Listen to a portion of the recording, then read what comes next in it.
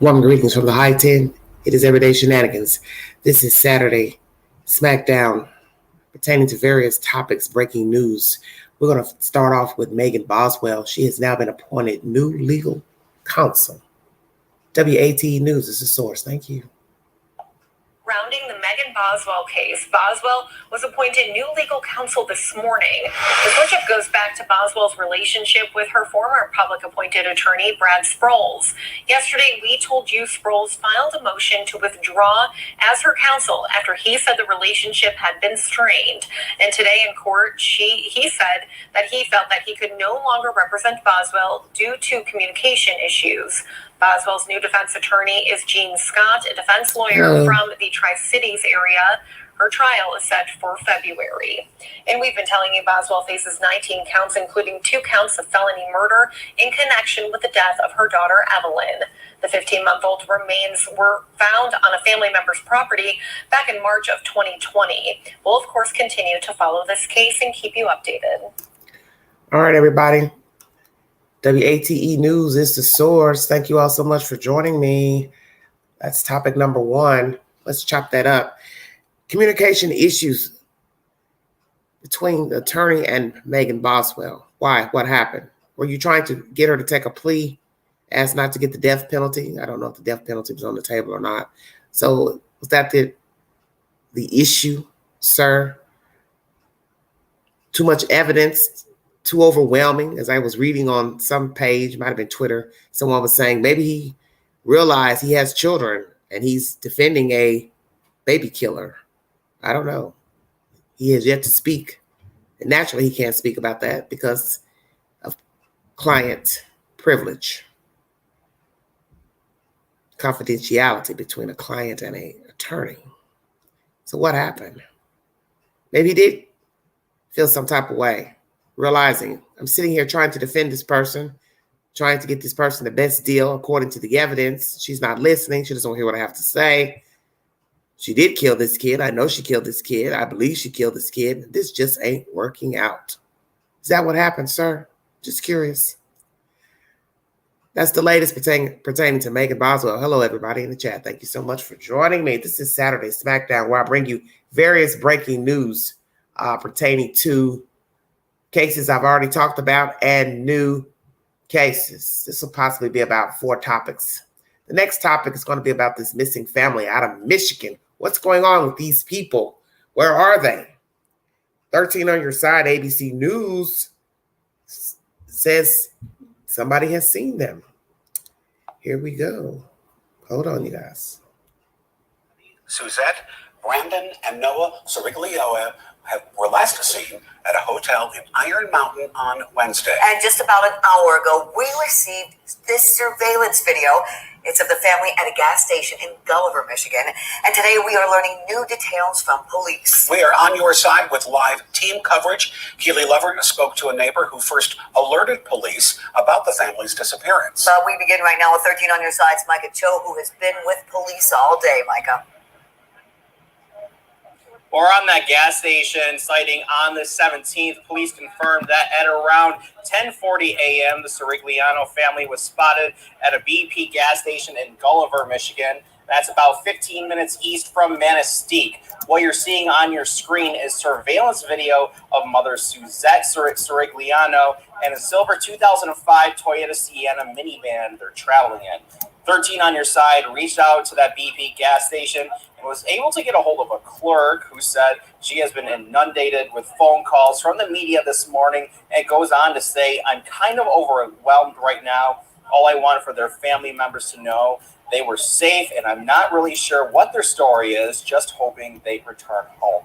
Fremont Police Chief Tim Rodwell thanks the public for helping them search for the Sirigliano family. Again, police are concerned for their safety after the family's father, Anthony Sirigliano, called 911 exhibiting paranoid behaviors, telling police that people wanted to wipe him off the face of the earth and that he had information about the 9/11 terrorist attacks. It's been great. One of the reasons I think we all live in Western Michigan is just that sense of community and that sense of helping each other out. And I think the Sirigliano family needs help right now.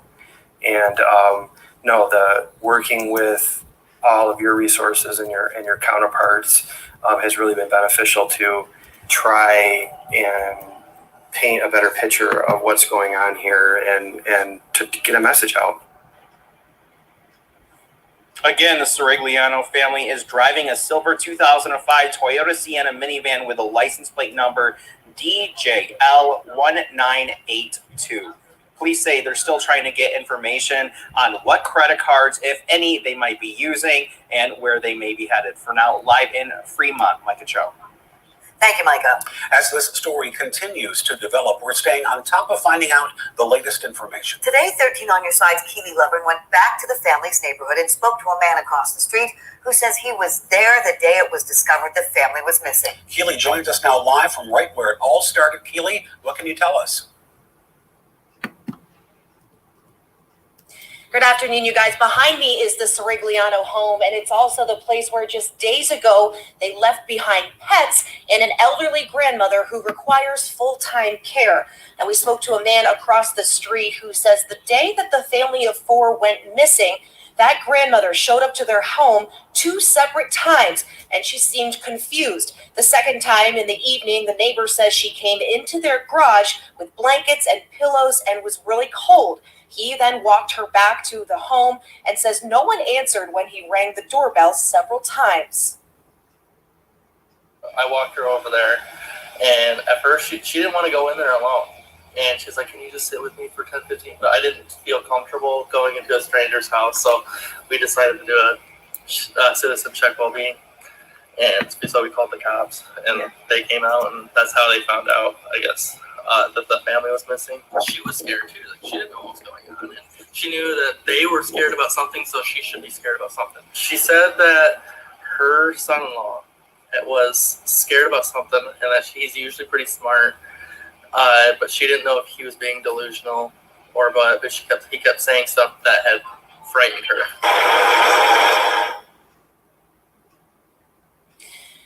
Now, Dennis also says he was told that the grandmother is now staying with another family member and is doing well, which he says is a big relief for him. And Dennis added that he was happy to hear the news that the Sirigliano family was spotted on that surveillance video up north, and he hopes they can be returned safely and this all gets resolved. That's the latest for now. Reporting live in Fremont, Keely Lovren, 13 on Your Side. New today, we are also hearing from the family's former nanny, who said she is saddened by their disappearance. Jessica Bond, who lives in North Carolina, says she used to be very close with the family before they moved here to West Michigan about 5 years ago. Barnes says she was their nanny from July of 2007 to August of 2010. She says both Anthony and Suzette, or Susie, were both in her wedding back in June of 2012. Barnes says the family was very close. Now, we asked her just a little while ago if the father, Anthony, ever showed signs of paranoia. She said she remembers Anthony always being in what she called high anxiety mode about providing for the family and always trying to find ways to earn extra money. And stay with 13 on Your Side as our coverage of this breaking news continues throughout our 90 minutes and right now on 13onyourside.com. Let's chop up what was said. What is going on with this family? They've been seen at a gas station. One of the boys was trying to use the phone. Was that the older child? Both have autism. But it goes to show you that one of them at least has their faculties to try to get help. What happened in that store when the young man tried to use the phone? What happened? The lady in the store saying she's overwhelmed with people, I guess, calling and calling. Well, ma'am, that's what they're going to do. They're missing. And they're last seen at your establishment. But you go on to say, I just want the family to know that they were safe. Well, you really can't say that because nobody has seen them. So therefore, you can't speak that they were safe. You could just say, well, I saw them. Nobody was fighting, fussing, shooting, falling down, bleeding. That's what you can say. But you can't say they're not safe because we don't know what's going on with the father. We don't know his mindset. We don't know if he has mental issues, schizophrenia, bipolar, if he's mad at the world, if this is a ruse to get rid of his family. We don't know what's going on. So you can't say they're not safe or that they were safe when you saw them. If they're riding around with a nut that's about to pop off, they are not safe. And perhaps he's just riding around looking for a place to off his family. See, you don't know. You don't know if this is a ruse to get rid of them, because what you have to ask yourself is the one obvious question: why did he leave the grandmother behind? Stay woke. She's walking around, going from door to door in the cold. You know, Michigan is cold. Blankets and pillows in her hand, and walks in someone's driveway, a garage. You see how dangerous this is? An elderly person wandering around with dementia. She could have been kidnapped or hurt herself, sexually assaulted. Somebody could have came in the house, done something to her. She could have been sitting outside, wandering, talking to herself, brought back the enemy in her house. This could go 1,000 different ways with this family. Missing, driving around, God knows what's the state of the father. Grandmother's at home, scared. And she also still has her faculties to know that something's going on with the father. She tells the neighbor this. He's scared about something. So I'm scared. This is terrible. And thank God somebody helped the old lady and took her back home. But guess what? Like the guy said, I'm not going in there. I wouldn't feel comfortable going in there. I don't feel comfortable going in there. And I understand that, because he doesn't want to be brought up on charges of theft or any type of sexual improprieties with an elderly person. This story is whack. No matter what is the issue, it's whack, because you don't know what's going on with his father. You don't know if they're still alive. You don't know if he's mentally ill. You don't know if he's going to harm his family or not, or himself. You don't know if he'll harm other people. You don't know if this is a ruse to get rid of his family and come back and play crazy. The fact that he left the mother leads me to believe he's got some type of common sense. Why are you just grabbing your kids and your wife? Why not grab the mother too? So that shows you can differentiate. The fact that they all had phones left behind, the mother and the boys. Why? Did he tell them to? Were these people afraid of him? Now you have a nanny coming forward saying he was always high strung, in a high mood, high alert. So what was he saying exactly? Got to get more money, got to feed my family. See, for all we know, this is a ruse to get rid of these people because he's tired of taking care of them. Maybe he's tired of being a father. Maybe he's overwhelmed with the responsibilities. Maybe they owe a lot of money. Maybe he has a lot of loans taken out. Maybe he has a high mortgage. I don't know, but I know that desperate people do desperate things, that perhaps the situation he's in, another person would just try to find a way out. Instead, this may be his way of knocking off his family. And then we'll be sitting here trying to watch what happens if indeed he does kill his family, don't kill himself. Was he crazy? Not crazy. What's the 411? Who is the grandmother staying with? And as I said in my live yesterday, this can also cause rift between families, because now somebody's got to try to decide what to do with this house and keep up the bills in case this scenario goes on any longer. Week 2, 3. Bills still have to be paid. Somebody still has to pay a mortgage if the house isn't paid for. Somebody has to pay the lights, the gas, so on and so forth. Who's going to be the person in charge? Will these families start to bicker about who should be in charge? See, it goes deeper than just somebody's missing. You left behind one elderly person with dementia. A house is now got to be taken care of. Authorities are now got to find these people to see where they are, track them. Hopefully one does have a phone, and that would be Mr. Anthony. But I'm starting to wonder if perhaps these people lived in fear of the father. Because how is it that everybody who has a phone doesn't have a phone on this trip, wherever the hell they're going? I want you to think about that. It was also revealed that they don't have a landline, because when he called 911 with this 9/11 theory, operator asked him, did he have a landline? He said no. So why not? Taking care of an elderly woman, 2 boys with autism, no landline. Although many people don't use them, He and Lorraine, they are the same age as myself. They're 51. But I would think with all that he had going on in his house, they would have a landline phone. Where are these people? Are they in danger from Mr. Anthony, the father? Is he mentally ill, disturbed, schizophrenic? What's going on with him? Will they find them, and will they find them alive? I pray that he will not harm his family, because this will be a serious tragedy to have 2 kids and a mom deceased by the hands of a neurotic father. But then let's flip the coin. Is he being chased by some entity, persons? Does he have information about 9/11? Has he discovered some secretive information pertaining to that fateful day in America? Or are we dealing with a paranoid individual who is ill? And finally, the house of cards have fallen and the hand has been shown that he needs help. Prayers for this Serial Island family, that they get help, found in time, and the situation assessed.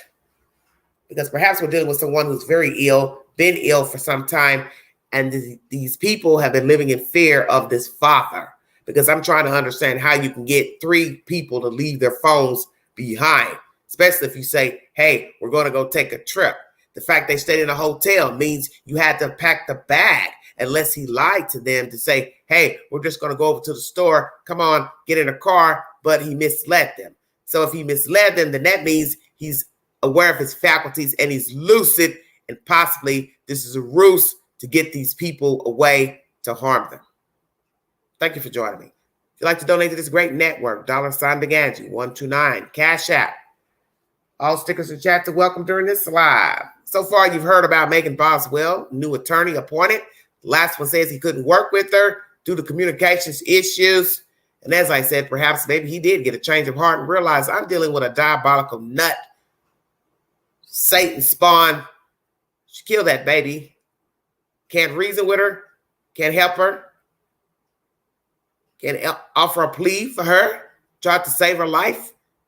Maybe she wants people to really believe she's innocent, but I know better. I'm done with her. Second story is about a Michigan family missing. Prayers that they are found. The next debacle is pertaining to Leilani.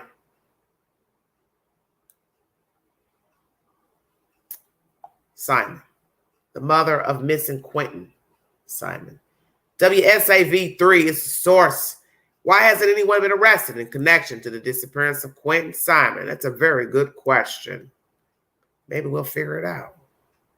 Let's see.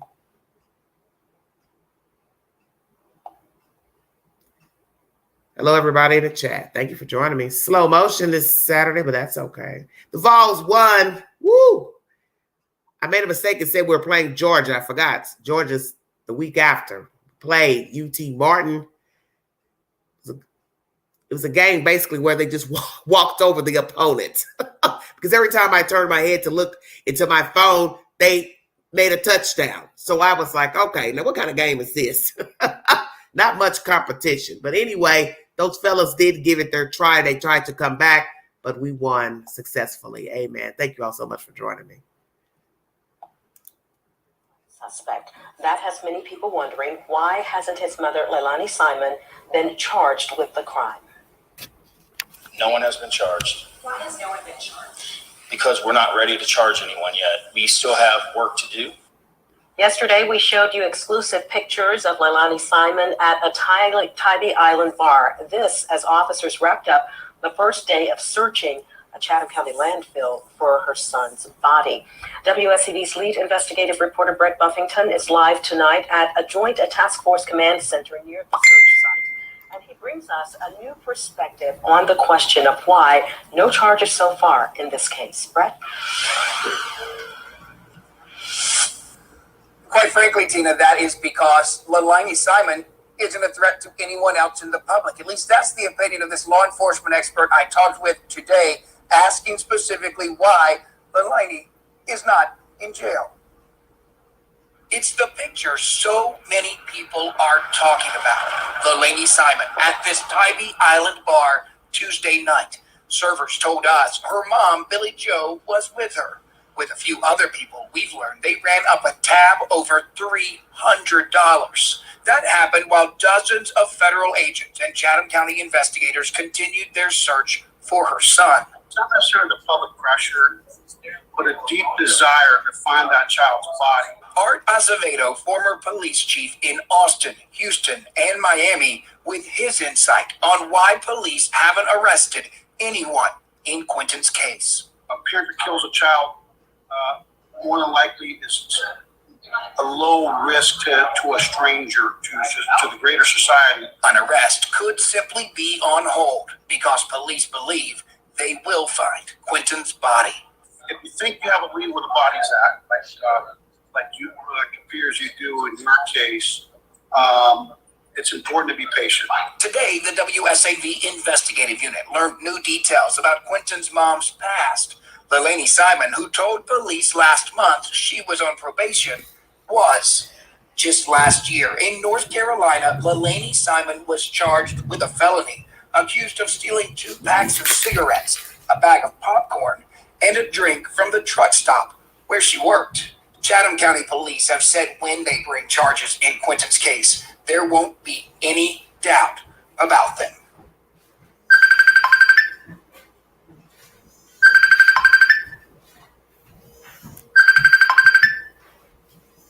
Sorry about that, you guys. 1 second.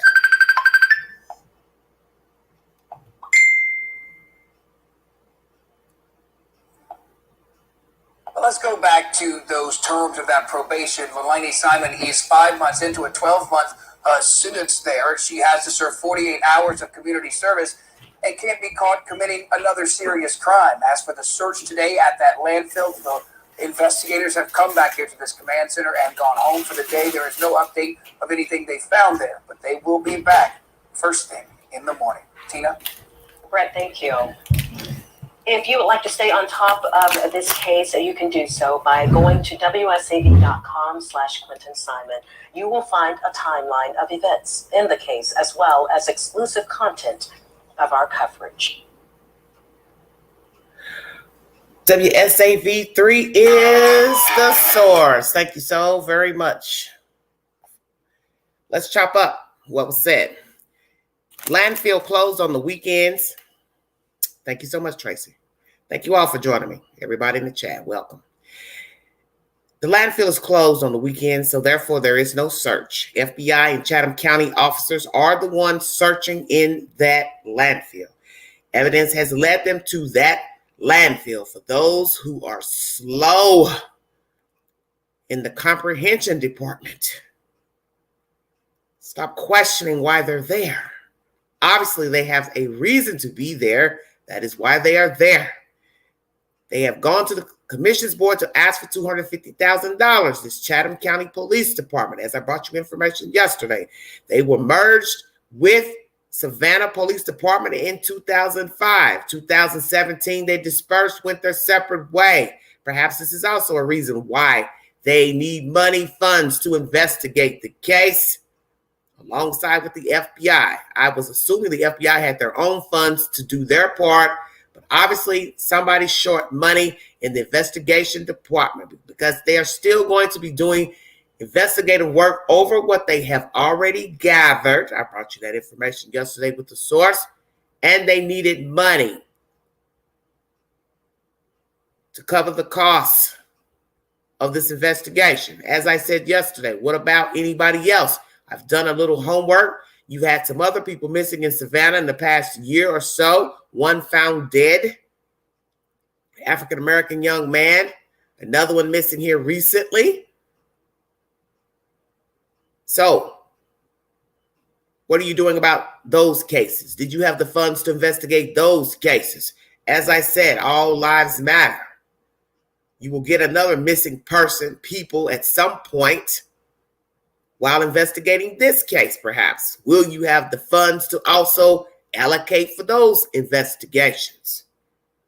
Perhaps maybe these two agencies need to remerge again.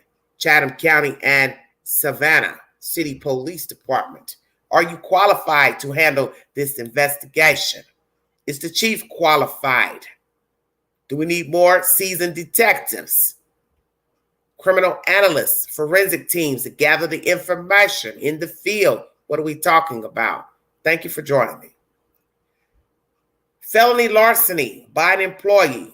Leilani worked at a truck stop back in North Carolina, stole cigarettes, 2 packs of cigarettes, bag of popcorn, and a juice.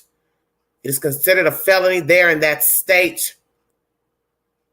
1 year probation, and also what was not revealed in this commentary, she has to pay $400 in fines. So has Leilani paid back the $400 in court fines? 2, did she have to transfer her probation here? 3, did she tell North Carolina she was moving here, and did she transfer to a probation office here in Georgia? And has she been paying her probation fines? Amen. A lot of stuff and talk going on about what's going on at their house. Obviously, they don't want to be there, so that's how they ended up over at Tybee Island. Stirring up ruckus, people chasing them down, baby clout chasers with nothing to do. But in the end, you're going to have to go home at some point. And possibly those baby rats will be still sitting outside of your domain, hooping and hollering. My, how cruel life can be. I don't have much information pertaining to what was going on outside the house. I was in the start of an 8 Balances video last night and had to chuck it in the bed because I just couldn't keep my eyes open. So I will try to finish that content. And if there's something that he mentions in there I would like to bring forward in a separate video pertaining to this fool and her family, I will. But other than that, that's the latest by WSAV3. It's that the search stopped this weekend. It will commence on Monday.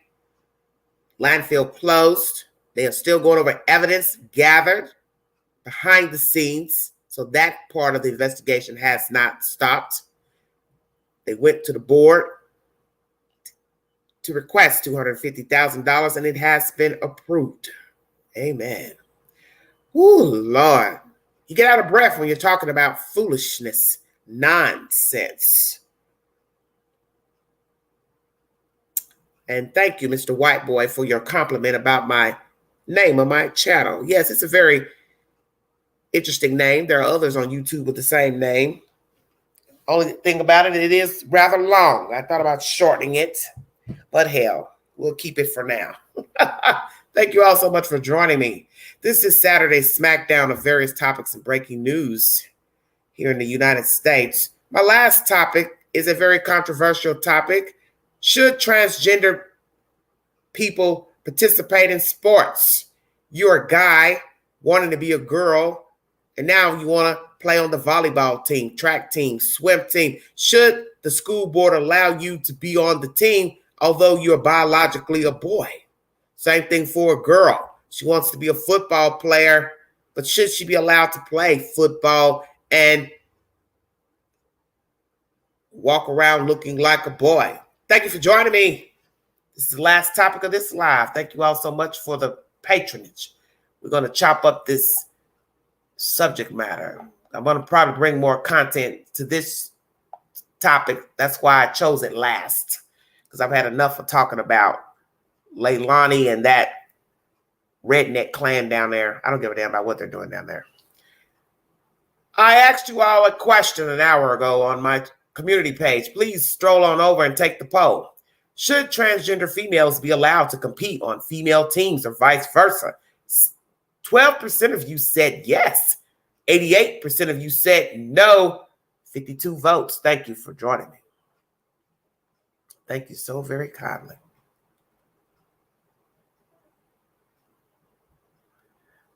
Oh, let's see. Where do we start?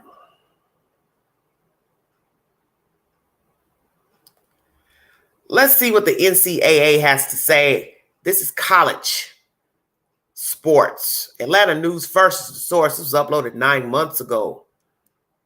Thank you for joining me. Adopted a sport-by-sport approach for transgender athletes, which is bringing the organization in line with the U.S. and international Olympic committees. Now, under the new guidelines, transgender participation will be determined by the sport's national governing body, so athletes will be required to document sport-specific testosterone levels 4 weeks before a sports championship selection.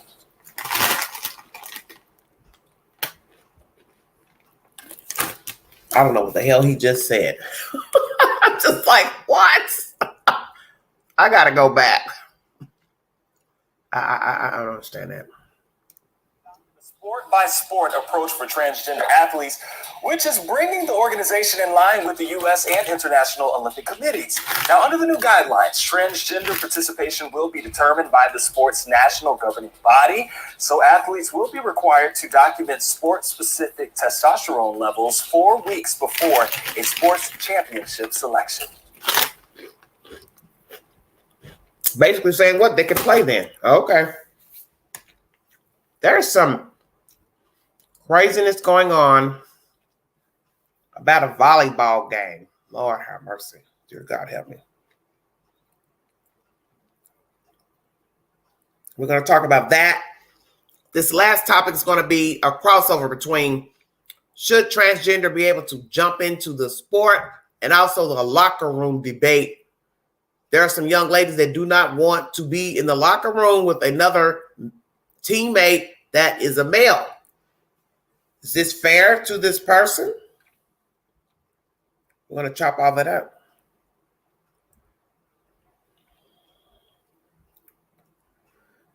Oh, Lordy, Lordy, Lordy. I think I'm going to have to go to my other source to bring this information. For some reason, I could not find an article about this subject matter of this volleyball player. Because I found it on Twitter. Clay Travis on Twitter. Some of you who are Twitter fans, it's where I got the information, where I saw the story earlier today. Clay Travis. Clay Travis, this is on Twitter, everybody.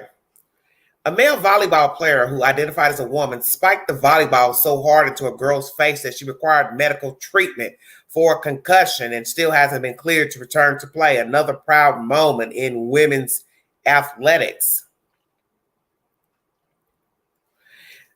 Everyday Shenanigans replying to @Clay Travis. Of course, a girl could have hit a girl opponent in the face, but it didn't happen here, so therefore it doesn't apply. I don't think a male should participate in girls' sports for obvious reasons and vice versa.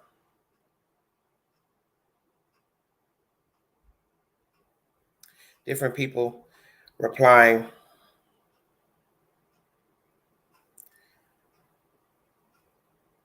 It's not the concussion. It's that dudes should not be playing women's sports. Sorry, transgender chicks are still dudes.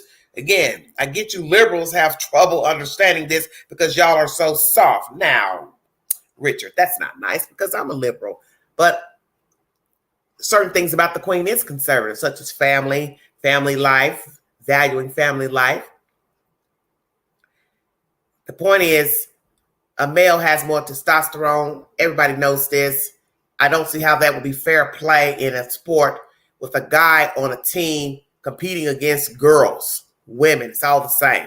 You have a greater advantage. Just like somebody said, certain comedian talking about Mike Tyson fighting in the ring. You wouldn't have him fighting lower weight because he's not compensatory, even though it's a man, but it wouldn't be fair to have a big burly guy fighting against an opponent that's 140 pounds. And they're the same sex. So there has to be some stipulations. I can't see a woman being a boxer and boxing somebody like Mayweather or Mike Tyson. Just common sense. So what is all the fuss about? Naturally, you're entitled to your opinion, to agree to disagree. It is what it is.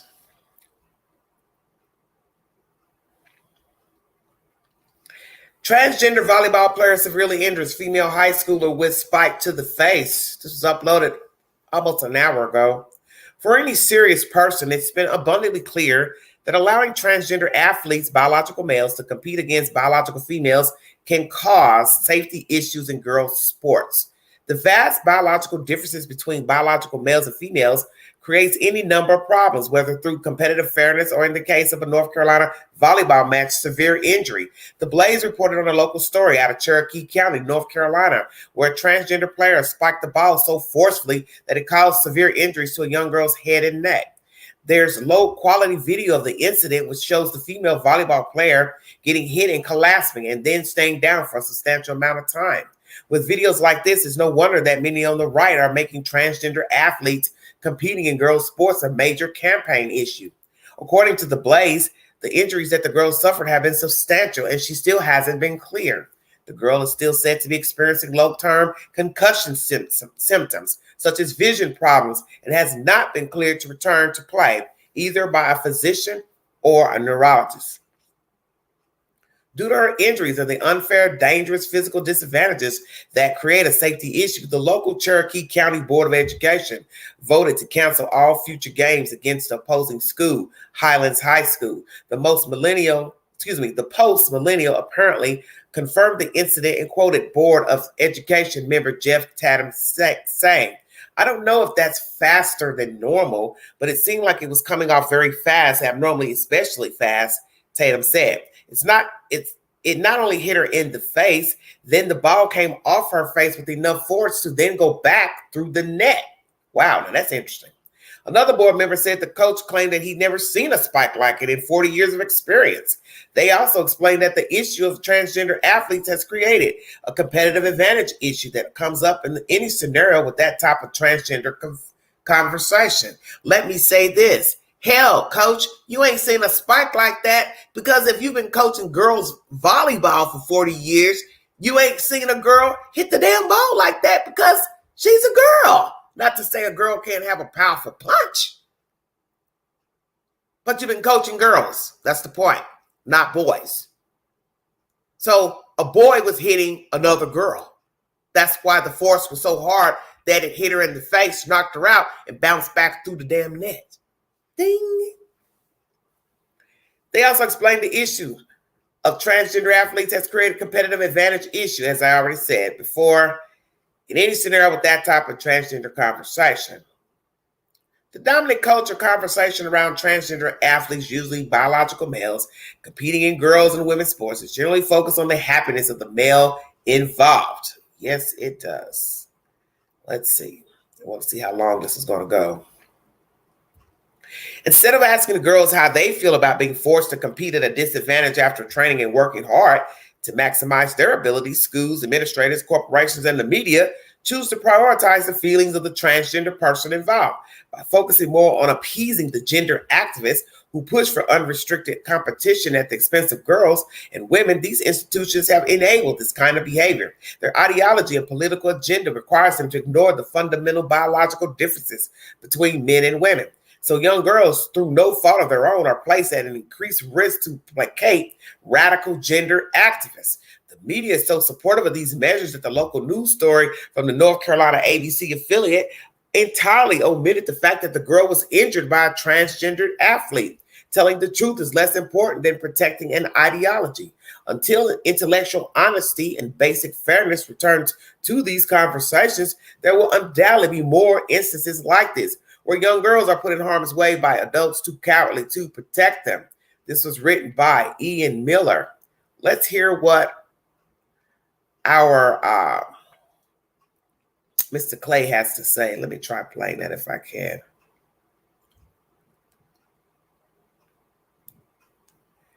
It's not coming up.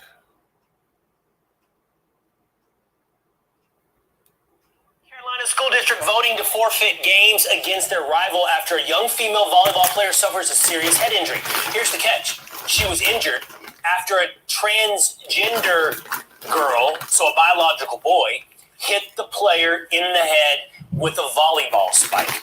Clay Travis is the founder of Outkick, and he joins us now. Clay, just come in. It's just so outlandish. It all is so outlandish. But you know the thing is, I think to myself, we're not reaching some inflection point because we've already seen, for example, transgender boys in the MMA ring. Like, if you're allowed to let a guy jump in the ring and start wailing on a girl, yeah, of course they can spike a volleyball into their face.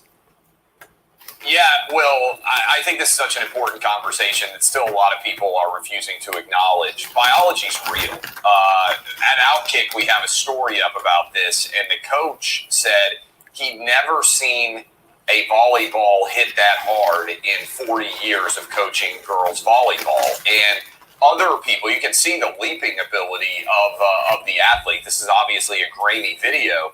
But also I'm told, and this makes sense, I'm not an expert on high school volleyball, that the net is lower for girls' high school volleyball than it is for boys. So you have a bigger, stronger athlete who is able to leap up higher over the top of the net than a typical girl certainly would be, and then can bring the full force to bear of his spike like a man would, as opposed to a woman. And Will, you came from the world of sports. I know this. Anybody out there who thinks about sports knows this. But let's just presume that you're not paying a lot of attention to all these stories.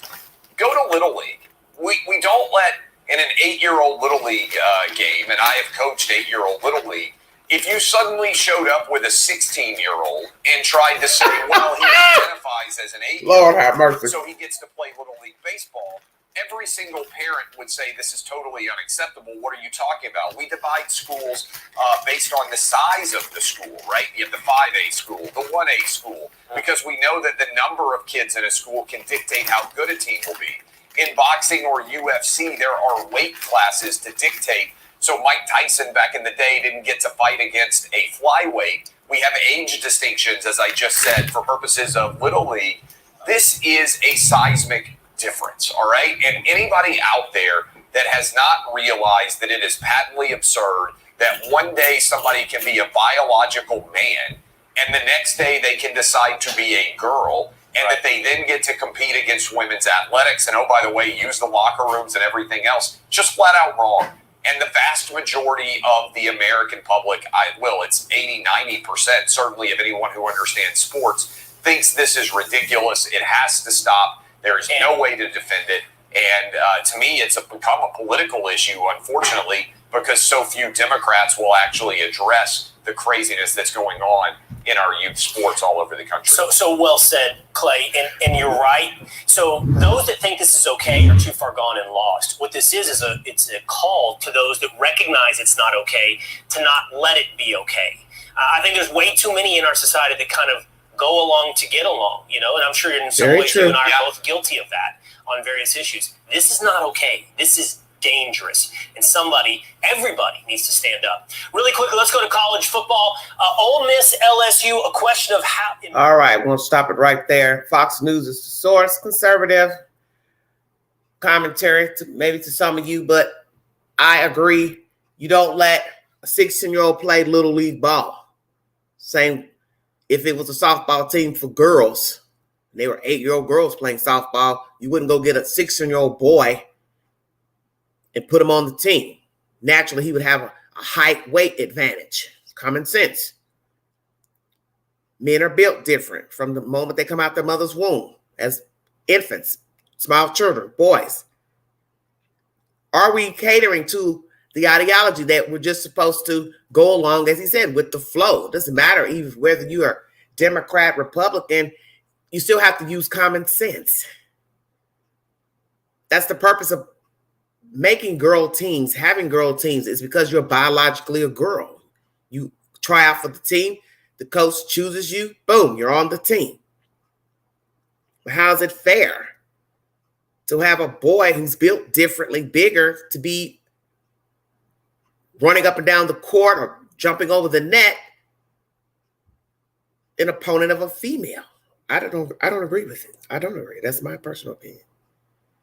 And I think we do go along with the flow when it comes to a lot of the issues pertaining to transgender, homosexuality, bisexual. You are entitled to be whoever you want to be. But that has nothing to do with competition of sports versus male and female. Because as he said in this commentary, both, the male has a greater advantage by weight and height and build. Your bone structure is different. Duh. And I've also heard of controversy with a swimmer who won, national accolades, but is it fair to the other people on the opponent team that were females that were swimming? How's it fair to them? Same thing, track, whatever the sport is. You don't see women playing in the NBA. They have their own league, WNBA. That's why it's a W in front of it. Are some of us being sucked into going along with the flow? Don't rock the boat. And see, what's bad is now in this county, North Carolina, they've stopped all the games because of this injury. Now, some would say, well, that's not fair to the others. Other females, well, hey, bureaucracy. All it takes, as Mama used to say growing up, one monkey to stop the show, and one monkey stopped the show. Not to be calling anyone a monkey, it's just analytical terms. All it takes is for one thing to jump off, and somebody says, okay, we're not going to have anything going on. So now the children can't even participate in playing because obviously the coach, the school board allowed a boy who's identifying as a girl to be on the team, and her mighty punch knocked out an opponent's team member, which happens to be a female. Because this is a girls' volleyball game. Very interesting information. Woo! Let's get some more information about transgender in sports. Let's see how far we can take this subject matter. We're gonna go all down, but we're gonna go as far as we can with it. Once again, on my channel, 86% of you don't think they should be allowed to participate, transgender students. There's also an issue of being in the locker room. We're going to get to that here in just a second.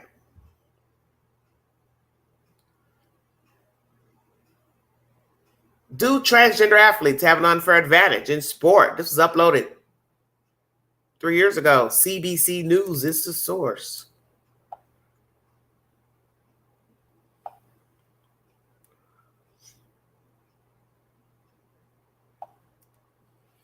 I like to say that the bike doesn't care about what gender you were assigned at birth. The bike doesn't judge you. Rachel McKinnon is getting set to compete in one of her first races of the season. A small crowd of spectators has gathered just outside of Atlanta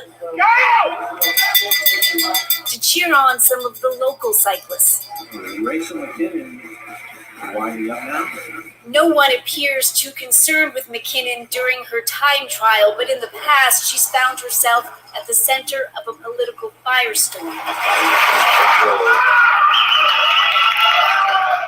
She's transgender, and last year she won a world championship for her age group, racing against women. McKinnon takes it into world champion, oh Canada. The world championship win was a little historic. And it's completely surreal that I'm that person. Like, I'm just some girl from Victoria, BC, who just wanted to race her bike. Normally, the win would have attracted very little media attention, but not this time. A Canadian transgender athlete is facing a backlash after winning the Cycling World Championship. Rachel McKinnon, who was born male... She says the reaction online was overwhelming. A lot of support, but good God, is the amount of backlash was a new level for me. I estimate it was about 3,000 to 1 negative and generally very hateful comments, 2 positive ones. McKinnon is a fiercely outspoken transgender activist and academic. She's become a central part of the roiling debate around rules, rights, and biology in elite sport. At issue just how to include trans women in competition. The idea that we need to protect women's or female sport from other women and females is itself inherently discriminatory. No testosterone policy will ever work. They should respect an athlete's legally recognized sex or gender. McKinnon publicly posted her testosterone levels online to show just how low they are, nearly indetectable. She believes trans athletes. But that doesn't mean anything. Let me say this. It's easy to say what something should be. As she said, oh, the bike doesn't know that I'm transgender. Well, the bike isn't human. The bike is an animal and it isn't human, and it doesn't matter. The bike is irrelevant. The point is, you don't have any business competing against other females because you are not a female. And it doesn't matter that you put up a chart to show us what chemically is on the chart or not. This makes no sense to me to even show that. Well, it doesn't show that I have a lot of testosterone or this, that, and the other. What the fuck are you talking about? You're a guy. You're a guy. You were born a guy. And you're competing against other females identifying as a female. It's not the same. And it's easy for you to come up with 1,000 different reasons why you should be able to compete. And you won because you're a guy. It's not to say there's not a strong female out there that couldn't have beat you, but it is what it is. You are a guy competing against other females, and you won. And hell yeah, there should be backlash. That's my personal opinion. I don't think a guy should be competing against females in any sport arena. Now, I'm sure when they run those marathons, I'm assuming it's men and women running. That's how they want to open it up. That's their business. But when the sport is identifying as a female sport or a male sport, then the sex of the sport, that's what should be identified.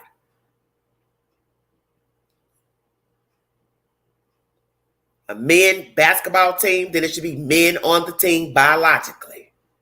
A woman's volleyball team, it should be women who are biologically women, girls. It's all the same to me. But naturally, she doesn't feel this way because she wants to compete. Because she identifies as being a female. But I don't understand how in her logical mind, she doesn't see that there is a disadvantage for a biological female. Frankly, it's cruel and it's insensitive. And as they're saying, why should we have to go along with the program just because you identify with a certain sex? Then it's okay to let you compete against the opposite sex that you are not, but you identify with that sex. So because you think it's okay, then it should be the spoken word. That's where we have the problem. Is why should it be the spoken word? It's not to down you that you identify with being a female. It's just principle. It's not a fair game with you competing against a female and you are a guy. Detectable. She believes trans athletes shouldn't be forced to take hormone therapy at all. That's a stark contrast to the type of guidelines many sporting federations, including the International Olympic Committee, have in place. Before, if a transgender athlete wanted to compete in the Olympics, they had to have sex reassignment surgery, but those rules changed in 2016. They now focus on testosterone levels. There are no restrictions if someone transitions to a man, but if they transition to a woman, they need to take hormone therapy for at least a year in order to be eligible to compete. Lift, lift, lift, lift. Pick up the big toe. 1, 2, 3, 4. This isn't just an issue limited to the highest levels of sport like the Olympics. Jump, float, beautiful. But it's permeated throughout different levels of competition. 2, 3, 4. Linda Blade is a coach and president of Athletics Alberta. She believes it isn't right to have trans women compete in female categories and instead should be in an open division. I think a lot of women worldwide feel that's blatantly unfair because if a person has gone through puberty with the full sort of testosterone levels that make them taller and their lungs bigger and their muscles bigger and their frame size larger, they have just incredible advantage. It doesn't matter that you take down their testosterone for 1 year.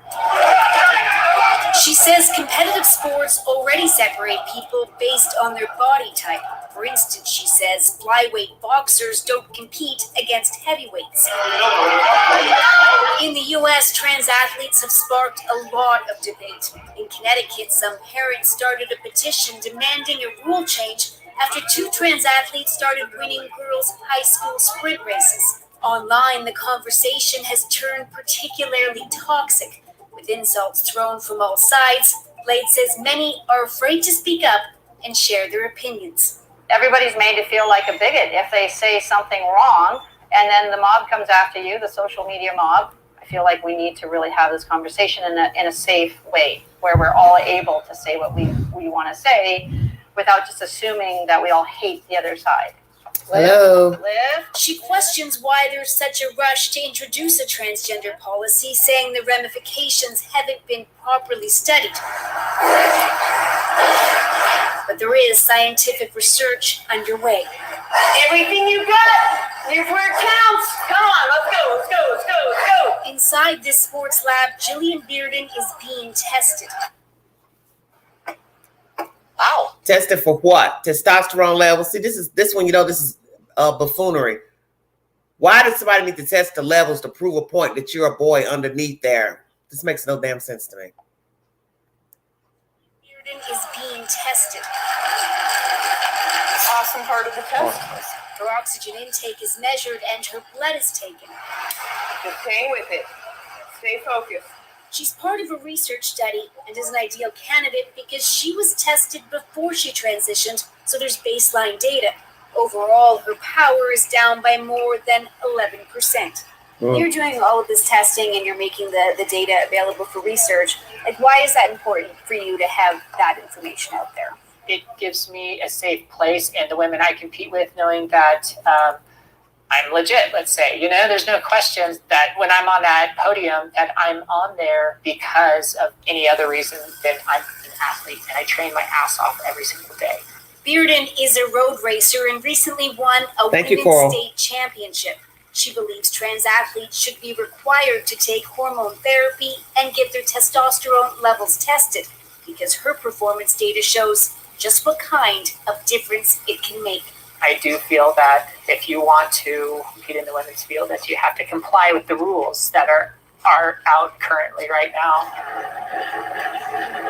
Most women's testosterone levels are below 3 nanomoles a liter. The rules require that trans women keep their levels below 10 nanomoles, but that's expected to change before the next Olympics and be cut to 5. Good luck with that. That's it. Bearden is part of a small study, but very little research has been done in this area. Canadian Joanna Harper is hoping to change that. As a trans athlete and a scientist, Harper has unique insight. She started her transition in 2004. Within 9 months of hormone therapy, I was running 12% slower.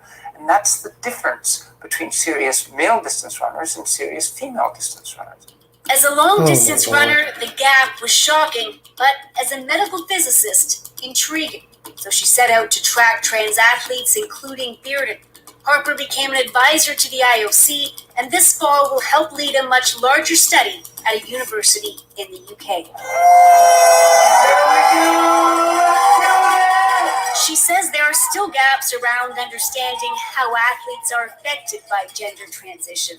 Once someone goes through puberty, how do their muscles and cardiovascular systems respond to the drugs? Why do you think this is something that the sports community needs to deal with right now? So it would be very, very easy for a few individuals with full male athletic capability to completely swamp the women. And we saw that in the Rio Olympics. Semenya now taking the lead, looking fresh and powerful. By that, she means the 800-meter final. It'll be Semenya all by herself. South African runner Caster Semenya took gold. She, along with the silver and bronze medalists, all have unusually high levels of testosterone. Well, the context around trans and intersex athletes is very different. It's all become part of this larger often contentious discussion around what is a simple advantage and what is unfair. And Harper has often found herself right in the middle of it. All I can do is continue to push on and try to be rational and reasonable and hopefully get more science and more data. Kinsley, now be nice. Yeah, it's hard when things are so divided and so heated.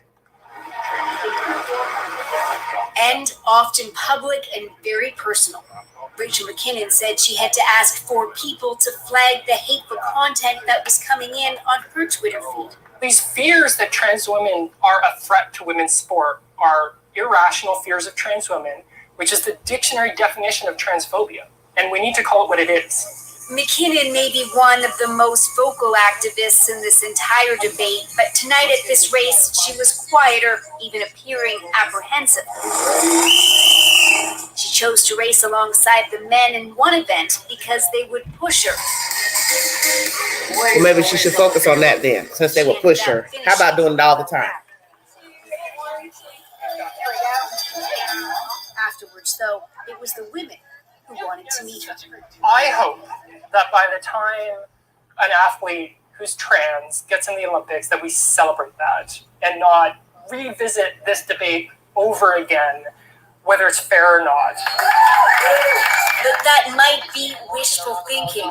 Right now, this issue remains very divisive. And as the next Olympics get closer, it's possible the debate could get even louder. Good work, Rachel. Way to ride tonight. Briar Stewart, CBC. All right. The source of this information is CBC News, the National. CBC Radio-Canada is a Canadian public broadcast service. This content was uploaded 3 years ago, but it is relevant to my topic. She feels this way because this is who she is, so she feels it's right. But to some people, it is not right because you're biologically a male. And it doesn't matter that you're showing your levels and the testosterone is low. That still has nothing to do with the fact that you're biologically a male. Just as they showed those African runners having a high testosterone in their system, and they are actually biologically women, that has nothing to do with it. It doesn't matter that you're showing me something from this female, and then she has a high level of this, that's a high hormone reminiscent of a man. Maybe there's some type of chemical imbalance. I don't know, because I ain't in their body. I stick to the facts that you a boy identifying as a girl and you want to participate in girl sports. And I don't think it's right. Vice versa. I don't see a girl want to identify as a guy participate in male sports because those guys are bigger, faster, and God knows how dangerous it could be you participating as a female in a male sport. Whether you're a child or you're an adult. The hits may not be as vainglorious as you think they will be. Thank you for joining me. Now we're going to bring you more information pertaining to this. Let's talk about the locker room debates. North Carolina's in a hot spot right now with these girls not wanting to be in the locker room with this volleyball incident. We have a lot of that going on. Let's hear what one female athlete has to say before we do the locker room debate. Fox News is the source. Don't judge me. I just find whoever's talking. It doesn't matter the news source to me. Thank you all so much for joining me. Thomas hasn't had gender-affirming surgery. He did have a year's worth of, I believe, hormonal treatment, which is what the NCAA requires in many situations. But Madison, it doesn't change the biological fact that he's a man. He went through puberty as a man. He has muscle, structure, and everything through 22 years of his life as a man. And Madison, you've competed against this exact situation in track. You've competed against transgender athletes. Yeah, I think I missed your question because it glitched. Do you mind asking it again? Yeah, sure. Would you tell all of us watching right now, what is it like to go into a competition against a transgender athlete when you know the outcome ahead of time? Yeah, it's extremely deflating. I've experienced it 5 times, and each time I lost to a biological male. And the fact that that's still happening, that women are still losing to biological males in their own sport, shows why we need more female athletes to speak up about this. And so I just kind of want to say to the female athletes in Pennsylvania, don't let anyone silence you. Speak up. Tell the NCAA, your athletic directors, and your coaches that you want fair competition, because doing this is nowhere near as scary as it seems, and the amount of support is overwhelming. Madison, I'm just curious. You ran track, right? What was your event? So I did the 3K and indoor track and the 1500, and I also ran cross country. And then when did you start running? When did you start competing in track? How old were you? I think you asked me what event I did, but again, it glitched. I'm sorry, you're going to have to ask the question. I don't know what you asked. I'll ask you one more time. We'll see if we can work through this glitch. How connection. old were you when you started training for competition in track? Oh, I started cross country in middle school and track in high school, so around 14. So you started training at the age of 14, and within a matter of, I would assume, a couple months, a biological male stepped in and beat you after all of your years of training?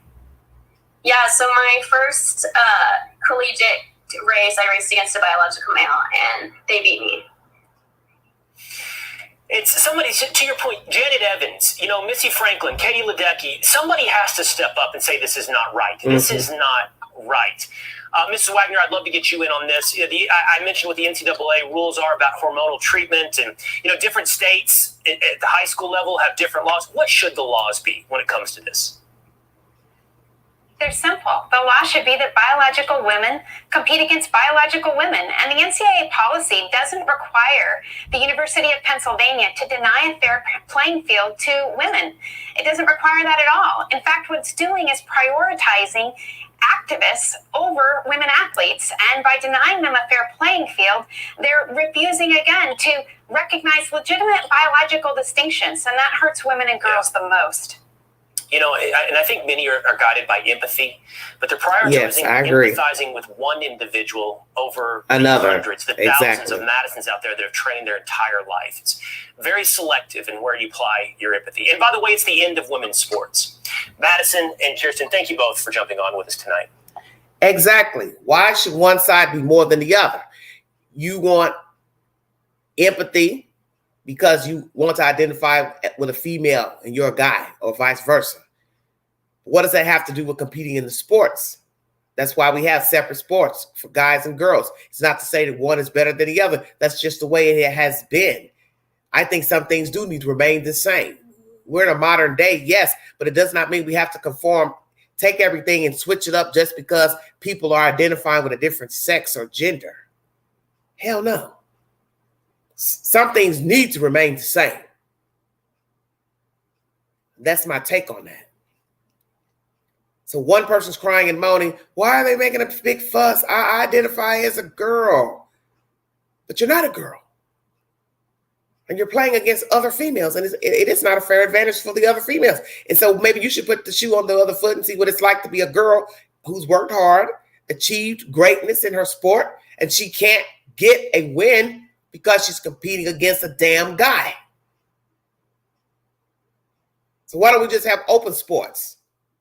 Since this is, possibly, a crybaby syndrome, we'll just mix in all the sports and everybody plays together. See how that works. And also, how's it going to work? Everybody going in the locker room together, guys and girls showering naked, walking by each other. Hell, why not? You want to cry and moan? What's unfair? Well, then we'll just let all the sports intermingle. There'll no longer be Boy Scouts or Girl Scouts. It'll be Little Scouts. Everybody can intermingle in the sporting arena from childhood up into adulthood. The NBA will just be Basketball Association.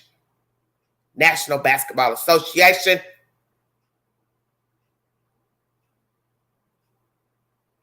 Put your bid in and see if you get chosen. How about that? And when some guy decides to hit you in the fucking stomach or breast with his elbow, see how that feels. Because if a guy can hurt another guy, I want you all to listen to this, because there's some people a little slow. If a guy can hurt another guy, period, be it in sports or just fighting, roughhousing, what the hell do you think will happen with a guy hitting you in the throat with his elbow, pushing you down, sitting on you? Y'all see where I'm going with that? I don't think you'll feel too good as a female being the recipient of a blow from a man. Because a guy can knock another guy's teeth out, injure another guy if he falls and hits his head, plummet another guy with his fists or hands. So now imagine a guy doing that to a woman with a little bit of testosterone, mind you. Okay. Remember, there's two sides of the coin. You can't cry about your situation and not sympathize with the other side. To say, well, it should be this way because I think it should be, because I identify as a certain way. That's still not fair to other females who strive hard to perfect their craft in the given sport.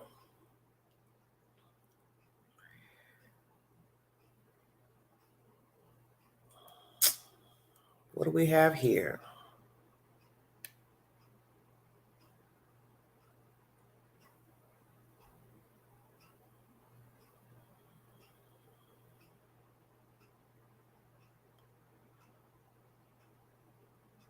Should they be in the same locker room?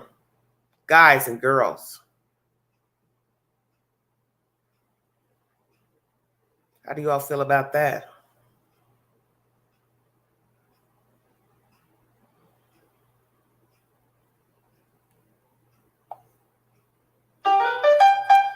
Sorry.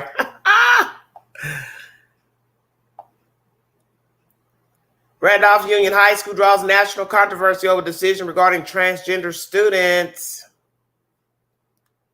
Plus, youth say national criticism of a town in central Vermont has done real harm because it made some transgender kids feel isolated and hesitant to go to school. It started with a complaint and questions over whether a trans student should be able to share the same locker room as her teammates. But as Jack Thurston reports, the situation quickly escalated into death threats. I just think we all have an obligation to dial down the rhetoric. Vermont's governor calling for kindness and calm amid divisiveness swirling around Randolph Union High School. We have to be open-minded, understanding, with empathy, and to put ourselves in someone else's shoes and to try and take the hate out of this entire situation. The situation started in the girls' locker room.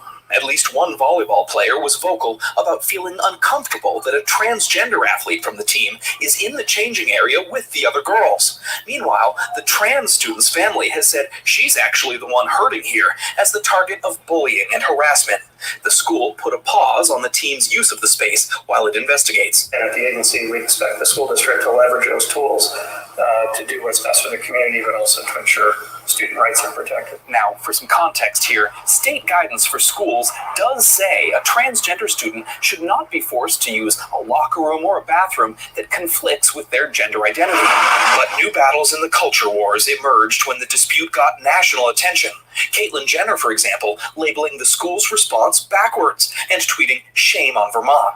The district even shutting down its own website when it was hacked and hijacked with anti-trans slogans. Some staffers tell us hate mail and death threats came in too over the locker room policy. It's an old transphobic trope, and we need to call it what it is. Dana Kaplan leads the nonprofit Outright Vermont, which works towards safer and more affirming communities for LGBTQ+ youth. He calls the cruel responses to the volleyball situation a reminder of how trans people's gender identity can regularly make them targets of hate and violence. It creates a hostile and scary environment, and we have to remember that we're talking about a population of young folks who are already facing disproportionate risk. The district is now planning a pair of informational forums to discuss how the superintendent sees students as being harmed by adults' fights over identity politics, and how the community can work to best support its kids moving forward.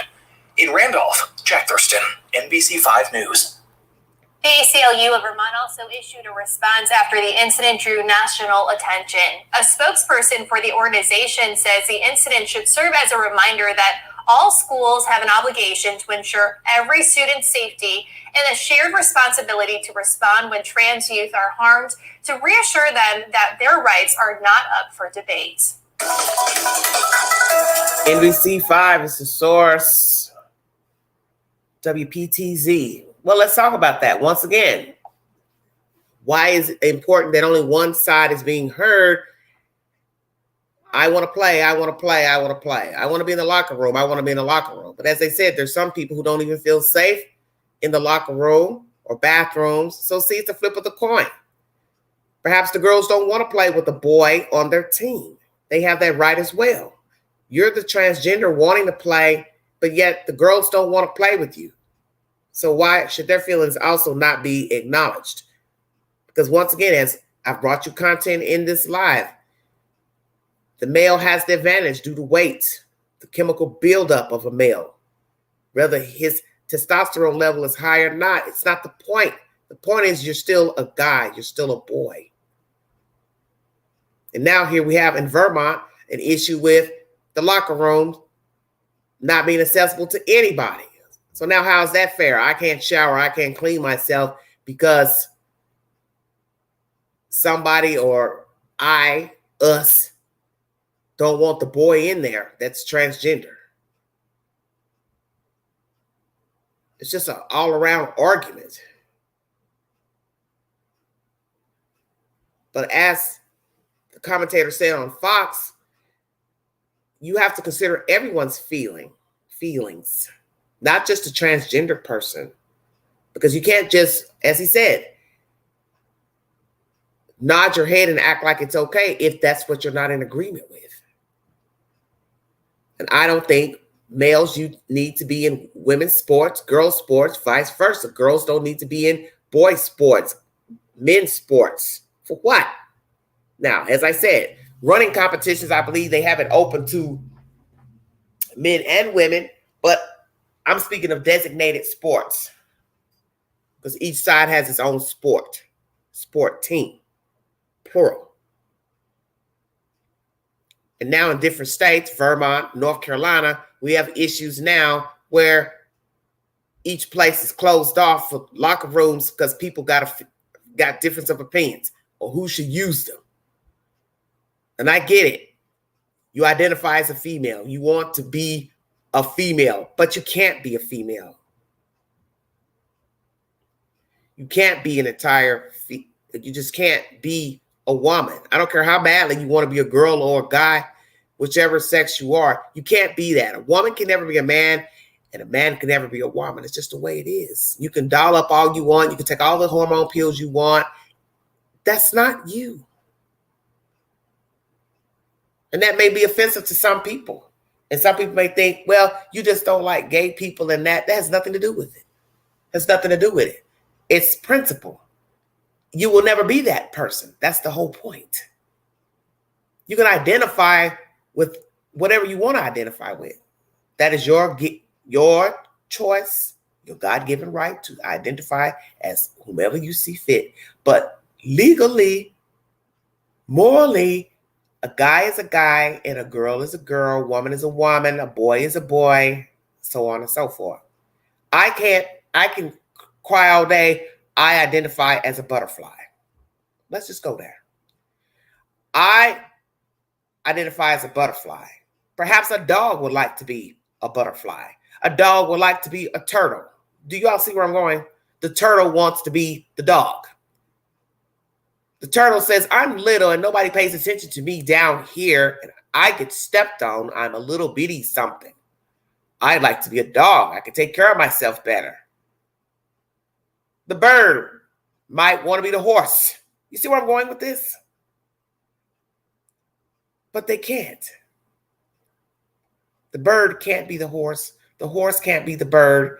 Angela can't be the butterfly. And a boy can't be a girl, and a girl can't be a boy. Whether you dress up, take pills, get a sex change, it's still, you'll never be that sex. And many people have told you as adults, they've tried attaining that goal and it has not worked out in their favor, mentally and physically. And I brought you content to that. Side effects of boy wanting to be a girl, getting the sex change, and had horrible side effects thereafter, trying to, endure what happened afterwards, because that's the whole point. The body wasn't designed to be sliced and diced into a vagina. And you're not going to know that until you go into the procedure. And a lot of people just don't really rationalize that concept. You can have horrible side effects from any surgery, no matter what your sex is. Just you broke your arm, you hurt your leg, you've got cancer, whatever, and terrible things can go wrong in a surgery itself because the body isn't meant to be cut open and then sewed back up. Then you're talking about putting foreign agents into a body, okay? Such as like getting a boob job, a butt job. The body isn't designed for that. That's just the way it is. But both sides need to be looked at, but it's not fair to the opponent, the females who willingly want to play on a girls' team, and now you're telling her she has to compete with a guy who identifies as a female. How's that fair to her and other teammates? And it may seem cruel to the person. Okay, they don't want me playing on the team. Oh, now they don't want me in the locker room. But they also have an opinion too. And you have to respect the fact that just as you have an opinion, they also have an opinion. And it's not to ostracize you per se as a human being, but they are entitled to have an opinion as well. And if the girls say, I don't want to be in the locker room with another guy, that is their opinion. You can't get mad at them for that. And this is not to say that you're a bad person, you're a bad human being. They're just saying, I don't want to be in the locker room with a guy. That's why I'm sitting here saying, if we're going to go here and start letting children transgender over to this side, to that side in opposite sex sports, why don't we just have a free fall? Everybody can play on each team, open locker rooms with both sexes. How is that going to work? Next thing you'll be hearing of rape, sexual assault, then you'll be crying about that. So much for equal rights for everybody. Same thing with having the dorms. Many colleges have unisex dorms. Not a good idea. Because all it takes is some girl walking down the hallway, nobody's around. Some guy comes out, inebriated or lucid. Hey, come here, you're looking pretty. Grab her, drag her in his room, boom. Now what? Equal rights.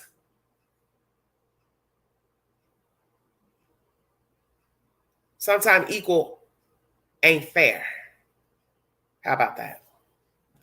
Equal is not always fair.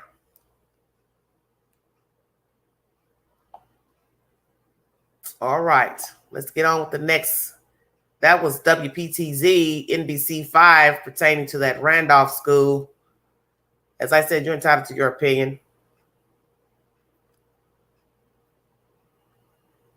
Minneapolis, St. Paul is my next source. Fox 9, transgender student gets $300,000 over a locker room issue. Wow, it's a lot of money. Wow, wow, wow. Thanks so much for joining us. Our top story this half hour is one that made national headlines. A local transgender student barred from using the boys' locker room at school. 2 years after filing a lawsuit against the state's largest school district comes a settlement in a case that some hope becomes a catalyst for change.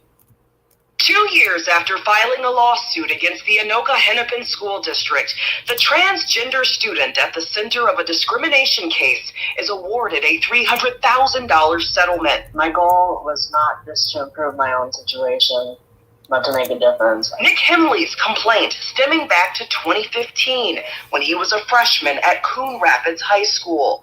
Months after joining the boys' swim team, the school board barring Nick from using the boys' locker room. Definitely was hard. Forced to use segregated changing facilities, the lawsuit charges that Nick was subjected to bullying and threats. His story gaining national attention. In short, the school district violated this teenage boy's right to equal protection and due process under the Minnesota Constitution. A win for Nick, he says, is also a win for transgender students across the state.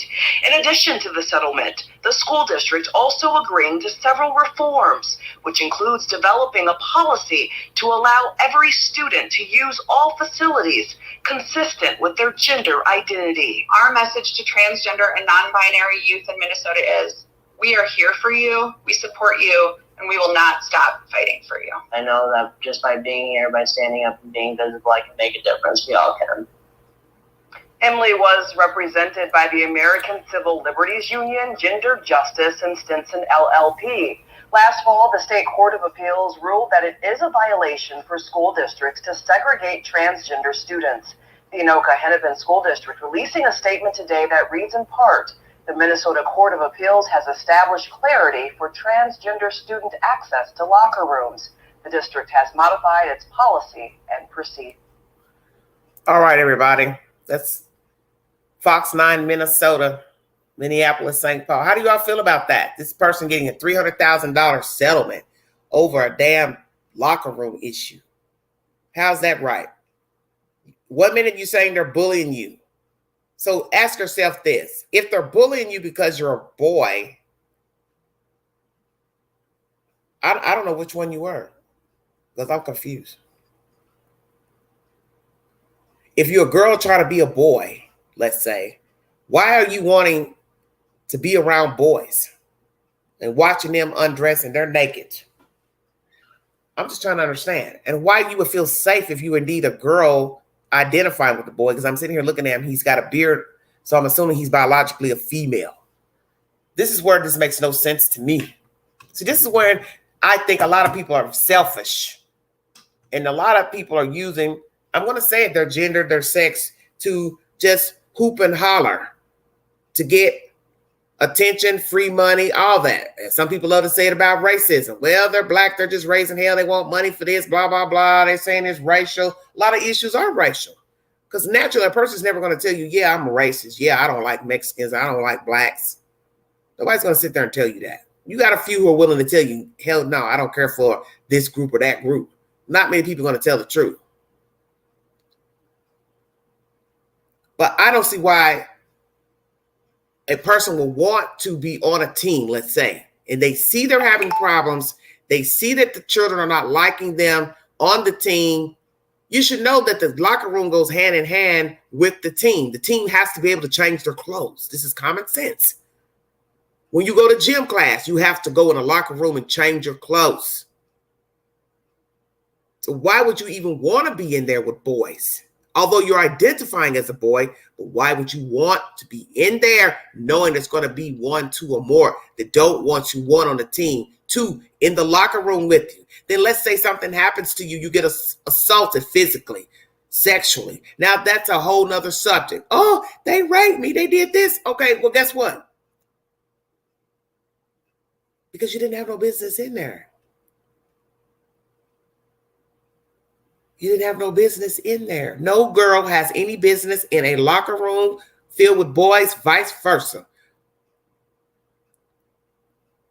I wouldn't want a boy in there with a girl. Now, many people will just be like, well, the boy identifies with a girl. He wouldn't touch her. He wouldn't sexually assault her. He wouldn't fondle her. You can't say what a person will or won't do. That's an assumption. That a boy identifies with a girl, he don't mind looking at panties and periods and boobs because he really wants that himself. I don't care.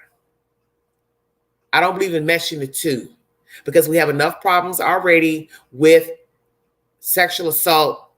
So why are you want to push something that could push the problem, the envelope rather?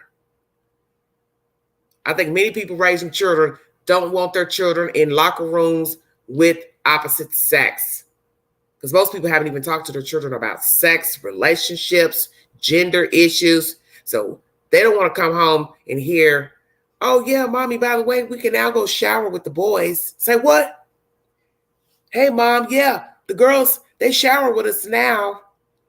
So this is why I don't understand why people don't understand why they think this is cute. Because somebody has a gender issue, so we're not supposed to just mesh the two.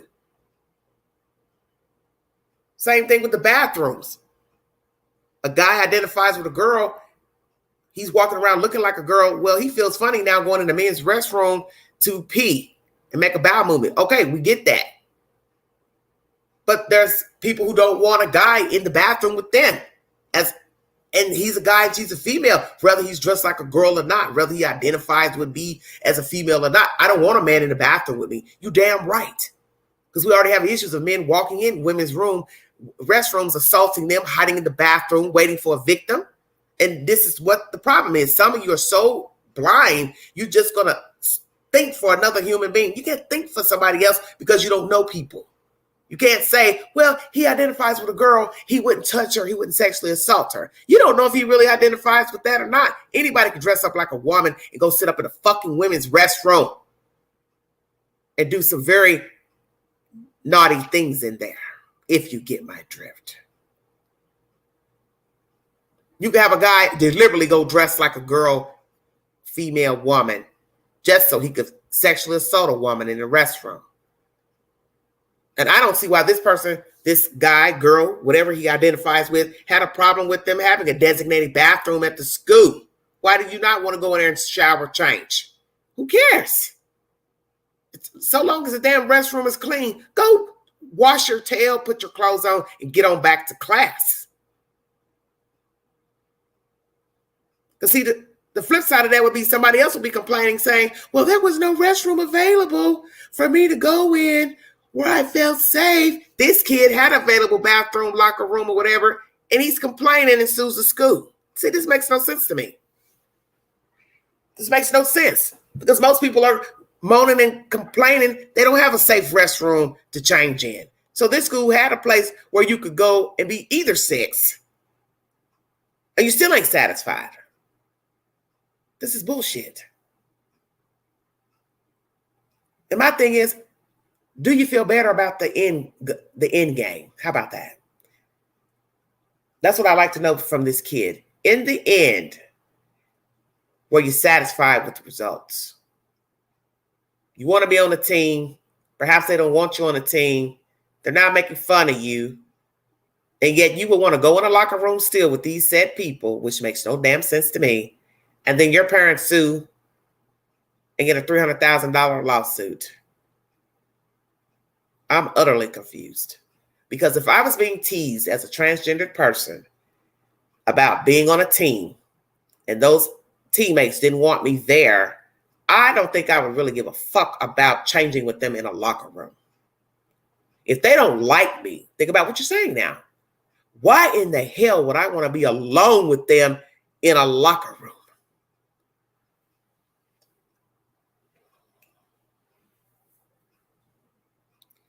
You don't know what people are capable of. That's what I'm saying. So if they have a bathroom with one stall in it, just a toilet, that's fine. But I still don't recommend a free-for-all bathroom with different stalls and anybody could just go in there. That's a recipe for disaster as well. And I think only a fool would have a bathroom that's unisex where there's stalls in it. It needs to just have one toilet and a sink, and then you lock the door. And you come out. The next person go in, they could be either a man or a woman or a child. But a unisex with stalls is a bad idea. As far as this issue here, I don't know how many stalls was in this unisex restroom at this school. The point is, it was offered. He could have gone in there and changed. But like I said, if you're having issues with the students teasing you, not wanting you to be a part of their team, I don't understand your mentality that you would want to go into a locker room with these people that allegedly don't like you. Now, it's not to say that everybody on the team didn't like him, but why are you adamant that you need to be going in the locker room with these people? I don't understand that. That mentality to me is just selfish to me. And it could lead to a very dangerous situation because when you're in those locker rooms, the coach is not there to watch you because he sent you in there or she sent you in there to go change your clothes and get ready to go to your next class. So anything could pop off in there. Nobody would know nothing except for the people in the room. And if you're sitting here crying that these people are making fun of you, why the fuck are you wanting to be alone with them in a fucking locker room? That's just free money the school board gave. I would have gave them a dime. Now, if indeed there was nowhere for the person to change and they didn't make accommodations, then I could see that being a problem. But this goes deeper than a locker room issue. Because let me tell you, you can't have one without the other. You can't say, I want to be a guy. I want to play with these guys. I want them to like me. But then cry about a locker room situation because they go hand in hand. You can't have the team without the locker room, whether it's an all-girl team or all-boy team. So I'm confused with this information coming out of Minneapolis. I don't really understand the point of the lawsuit. Because I'm trying to understand, why were you really suing? Were you suing because you were teased because of being a transgender? They didn't want you on the team, or they didn't want you in the locker room. It's probably a combination of all three. That leads me to say what I just said. If you felt like you were on a team where you were not getting the camaraderie and the support, you should have bailed out, because in the end, you cannot make those children like you. Just like as an adult and you're transgender, you can't make other adults like you. It is all the same. You cannot make people identify with your issues, your problems, your concerns, your complaints. And if I was concerned about my safety, I wouldn't be participating on the team. It doesn't matter that they allowed me to play. It's common sense. I'm not getting what I want, what I think I should be getting, or what I think I deserve. So therefore, I would bow out and keep it moving. Find me something else to engage my free time in. Because I would be more concerned about my safety than saying, oh, I want to play on a team. Your safety comes first. Self-preservation is first. And you can't have it both ways. You can't cry about people not liking you and then cry about a bathroom setup. Because common sense would tell you, who gives a fuck about the bathroom if you're being teased? Oh my God, what a mess. I thank you all so much for joining me. I'm going to end this live. This is Saturday night to get out, participate in movies, dinner. Hope you all are well, enjoying your Saturday. The Vols won against UT Martin today. Next week we play Georgia. Amen. Go Vols. Rocky Top. This was a 4-part compilation live pertaining to the missing family in Michigan. A nanny has spoken about her time with the family. And I've questioned a lot about that. You know, how did he act? How did he seem at the time? She said he was a bit high-strung, more worried about taking care of the family. So as I said in the earlier part of this live, maybe he was trying to get rid of his family. You know, are they alive still? What did the family notice? The children and the wife? Why are all the cell phones left behind? Why did he leave a mother behind? Suzette's mother. Perhaps he's lucid and he knows exactly what he's doing.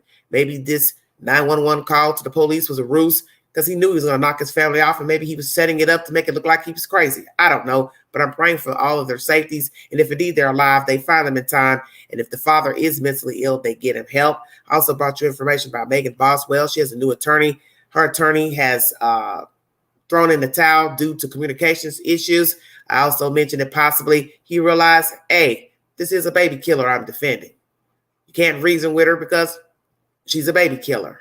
Maybe he wanted her to take a plea. She didn't want to. She wants to keep up the rules that she's innocent.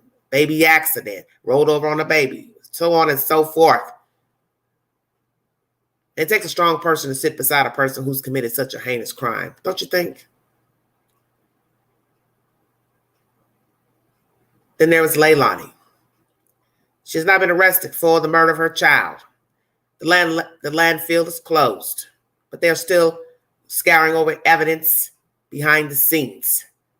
FBI and Chatham County Police Department are investigating this crime, and also the main two searchers It will commence on Monday. Many of you are disgusted that they are not currently searching for the child, but as I said, the landfill is closed. That is why. I also learned that Chatham County was merged with Savannah Police Department at one time, a few years ago, and they disbanded. And maybe that's the reason why this police department sought out $250,000 in need, because they don't have the equipment, the tools, the manpower for this type of search. Maybe they need to merge back with Savannah Police Department. I don't know. But my concern is for others who go missing and other types of crimes that need investigating. Will you have the manpower on the next time someone goes missing? Child, mother, kid, grown up, elderly. Will you have the manpower, resources to search for somebody else in case you have to use drones, helicopters, horseback, forensic teams, seasoned detectives that know their craft? Is this department professional and have the experience in all those areas that I named? Because there will be a next time. And as I said, all lives matter. I do believe there's currently a missing black man down there now out of Savannah. But these are two separate departments. I just thought about that. Is that Savannah department equipped for this type of situation? In case somebody else goes missing, somebody needs to be looked at in a dump site. Basically, the situation is the same. Chatham County or Savannah, it's all the same. And then the last subject was transgender in sports. A lot of hoopla in the news pertaining to North Carolina shutting down the locker room situation, with the volleyball situation. They have been suspended the games, from my understanding, because a transgender hit another female in the face, knocked her out. So now that's going to be a subject for debate in North Carolina. We will see if they will allow transgender children to participate in sports of the opposite sex. And then I brought you commentary out of Minneapolis. Transgender suing school for issues with a locker room. And I also brought you content about that. Should all children be in the same locker room? I don't think they should, because that is asking for a problem. It's a grand setup for a problem. Assaults. You be whoever you want to be. That is your right. But you cannot get angry when people don't identify with who you're trying to be. And you can't expect things to just change overnight because of this path that you have chosen. And that's where a lot of transgender people are selfish, because we have bathrooms in businesses, and you can't tell some small business owner he should go get a bathroom made for a transgender person. There's people who barely can pay their staff, their overhead. So now they need to go make a bathroom specifically for you and them and those. No, that's not right. Making a bathroom accessible for people to get in and use it, handicap, ramps for people to come up. Those are the things you want to do as to keep a business growing. But when you start talking about, well, I'm transgender and I don't want to go in this restroom and that restroom, that's where there's a problem. Now, as you see a place such as Walmart, that's a bigger entity. And they have designated restrooms, naturally, men, women. But some people are fighting that they need to have an alternate restroom for any sex, transgender, The problem with that is it going to be just a restroom with one toilet or alternate stalls? Because that can set up a problem for assault if you had alternate stalls in a unisex restroom. I think most of you know that that's common sense. And I think that's the debate. Should we conform to an ideology of some transgenders' ideology? Because as you see in the case of Minneapolis, he's upset over a locker room issue when there's some transgender who wouldn't want to go in a locker room or bathroom with a straight male for the obvious reasons. So you see, everyone's ideology isn't the same, although they're both, some could be transgender. And if you see that people are not liking you and you are in their midst, why in the world would you want to go anywhere alone with them? That makes no logical sense to me. Thank you for joining me. Have a safe weekend. God bless all of you. If you see something, say something. Be a part of the solution and not the problem. Mind the children. If you'd like to donate to this great network, Everyday Shenanigans, $ Big Angie, 129 Cash App. You all stay safe out there. Thank you all for joining me. Hello, La Bamba. Hello, Una. God bless all of you. Sugar and Spice, Josie. I will talk to you guys another day when I get more information to these updates. Please pray for the Michigan family. Please pray that we get justice for Quentin Simon. The trial coming up for the Cal City boys should be coming into fruition here soon. So I will keep you abreast on that. Just trying to keep up with everything. So many news stories. But anyway, have a safe weekend. God bless all of you. And this is Everyday Shenanigans. Please go to my community board for the polls I've put up pertaining to this transgender issue and also the movies of the week. The other week was Good People, very good movie, Open Grave. And my latest is Reasonable Doubt, starring Samuel L. Jackson. Thank you.